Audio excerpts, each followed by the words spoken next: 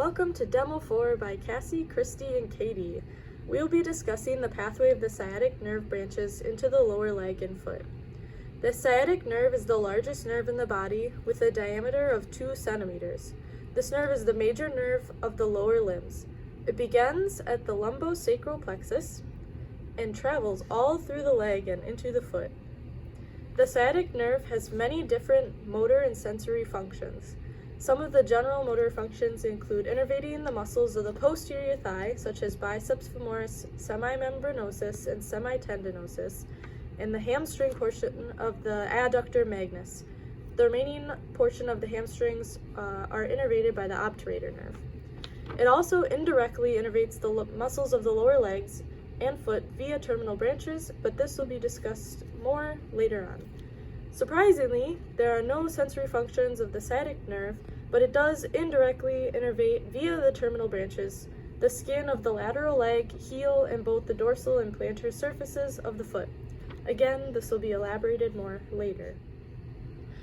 As stated earlier, the sciatic nerve begins at the lumbosacral plexus at nerve roots L4 through S3.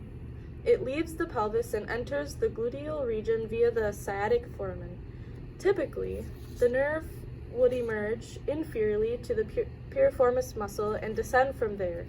However, in some cases, the sciatic nerve splits much more superiorly, and either part or all of the nerve can emerge through the piriformis muscle. The people with this type of anatomy would be much more likely to experience sciatic pain because of the friction and pressure the piriformis would put on the nerve when contracted. This condition, called piriformis syndrome, can be solved with a simple procedure if it is causing the person enough distress. As the nerve descends through the gluteal region, it crosses the posterior surface of the superior gemellus, obturator internus, inferior gemellus, and quadratus femoris muscles. It does not innervate any of the muscles here. It enters the posterior thigh by passing deep to the long head of the biceps femoris. And within the posterior thigh, the nerve gives rise to the branches that innervate the hamstring muscles and adductor magnus, as mentioned earlier. Actions of these muscles include flexion of the knee, adduction of the hip extension, and internal rotation. When the sciatic nerve reaches the apex of the popliteal fossa, it terminates by bifurcating into the tibial and common fibular nerves. We'll now take a look at the common fibular, also called the common peroneal nerve, which typically starts at the popliteal fossa, which is located behind the knee on the posterior part of the leg. The common fibular nerve follows the medial border of the biceps femoris, running in a lateral and inferior direction over the lateral head of the gastrocnemius. At this point, the nerve gives rise to 2 cutaneous branches, which contribute to the innervation of the skin of the leg. To enter the lateral compartment of the leg, the nerve wraps around the neck of the fibula, passing between the attachments of the fibularis longus muscle. Here, the common fibular nerve terminates by dividing into the superficial and deep fibular nerves. Looking at the deep fibular nerve, we can see that it arises in the superolateral aspect of the leg, between the fibularis longus muscle and the neck of the fibula. This nerve moves from the lateral compartment to the anterior compartment of the leg. It then follows the course of the anterior tibial artery in an inferior-medial direction.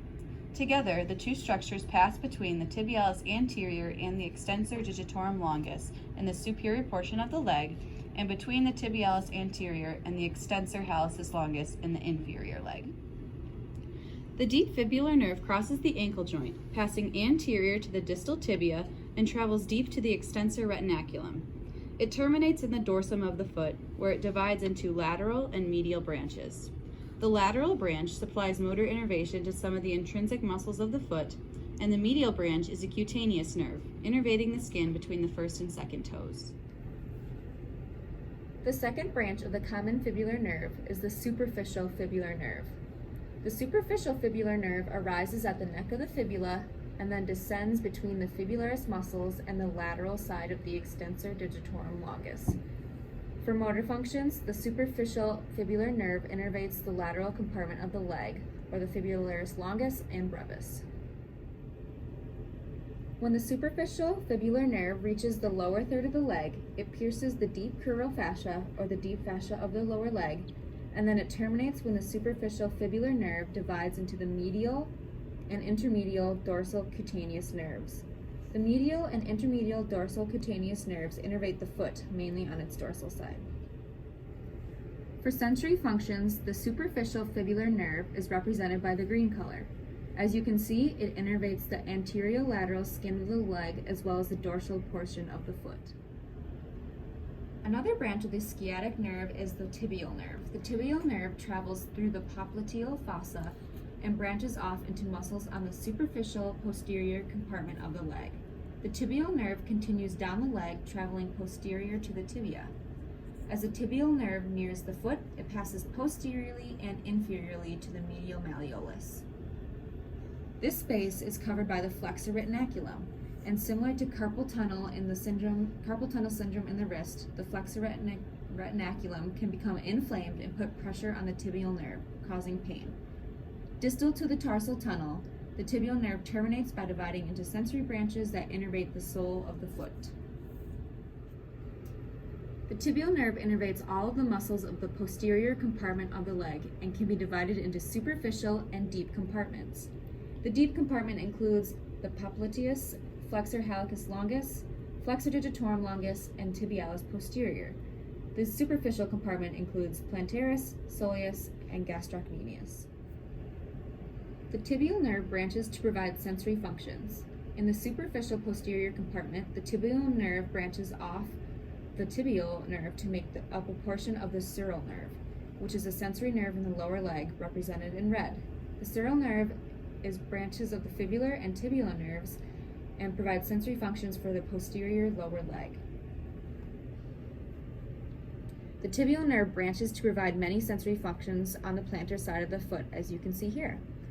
All of the plantar side of the foot is innervated sensory by the tibial nerve except for the area represented in purple. And now, from the stars of the show, thanks for watching.